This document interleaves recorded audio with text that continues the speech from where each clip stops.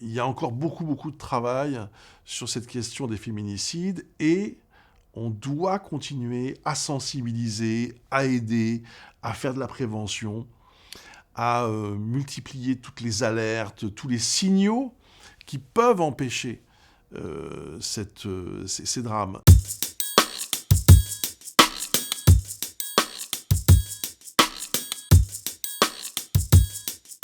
L'histoire que je raconte dans ce livre, c'est l'histoire de Nathalie. Nathalie, c'est une adolescente de 14 ans qui était ma cousine, qui vivait en Normandie et qui, en 1984, va croiser la route de son meurtrier. Elle ne le sait pas encore, mais pendant 2 mois, elle fréquente, comme on dit, un garçon qui est beaucoup plus âgé qu'elle, qui a 29 ans.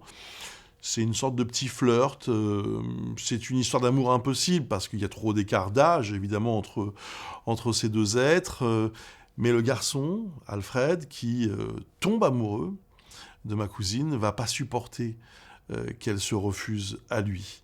Et après l'avoir harcelée et même violée, il va finir par la tuer d'une façon assez effroyable, puisqu'il la poignarde à 10 reprises un soir du 18 octobre 1984, dans une cour d'école où il a réussi à l'entraîner.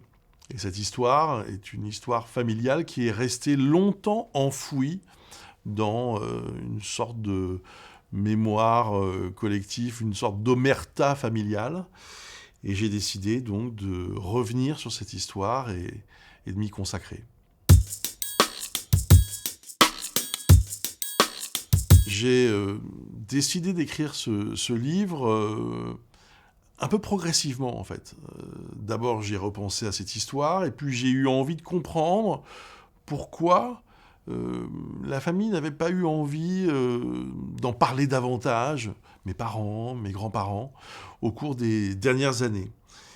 Et puis en fait, en m'y intéressant, en enquêtant tout simplement, en retrouvant des coupures de presse, en rencontrant les témoins de l'époque, j'ai découvert que c'était bien plus qu'une simple histoire familiale, que ce fait divers, en quelque sorte, relatait aussi un féminicide. Sauf que ce mot n'existe pas en 1984. Et même au-delà du mot, c'est presque le concept qui n'existe pas.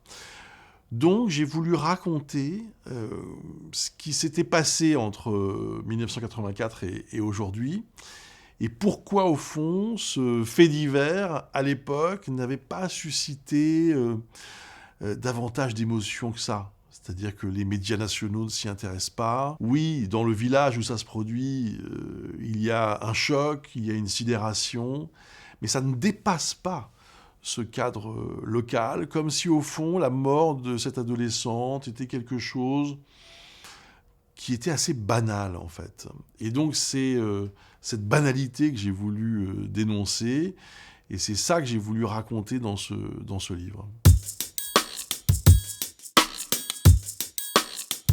Le rôle des médias, il est fondamental hein, dans ce genre d'histoire, parce que à l'époque, on raconte l'histoire donc de ce meurtre comme un crime passionnel. C'est le terme qui est utilisé par les journalistes, mais au-delà d'ailleurs, hein, c'est aussi le terme qui est utilisé dans la société. Donc il a fallu que le regard des médias change pour que la société change. Alors, qui accompagne qui ? Est-ce que ce sont les médias qui accompagnent la société qui accompagne les médias ? Bon, ça, à la rigueur, c'est un autre débat. Ce qui est sûr, c'est qu'aujourd'hui, quand une horreur de ce genre se produit, il y a un écho. Ça ne fait pas forcément toujours la une de tous les journaux, mais on en parle pour dénoncer, pour dire il y a encore beaucoup de travail sur cette question des féminicides et on doit continuer à sensibiliser, à aider, à faire de la prévention, à multiplier toutes les alertes, tous les signaux qui peuvent empêcher ces drames. Et donc, oui, on a un rôle important. On ne peut pas se contenter de raconter. On doit aussi relayer les messages de prévention, relayer les messages d'alerte, essayer de sensibiliser de toutes les façons, en fait. Hein. Beaucoup de témoignages, par exemple, ça peut aider. Bref, tout ce qui va aller dans le sens d'une sensibilisation à ces crimes doit être promue le maximum. L'espoir. L'espoir que les choses continuent de changer. Moi, je crois à ça. Moi, je pense qu'on a fait déjà beaucoup de chemin. Au niveau judiciaire, au niveau policier. On sait mieux accueillir les victimes de violences sexuelles, les victimes de violences conjugales.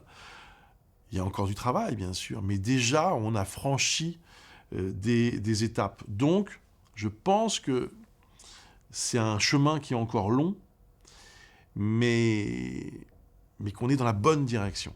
Ça, c'est ce qui me paraît le plus important.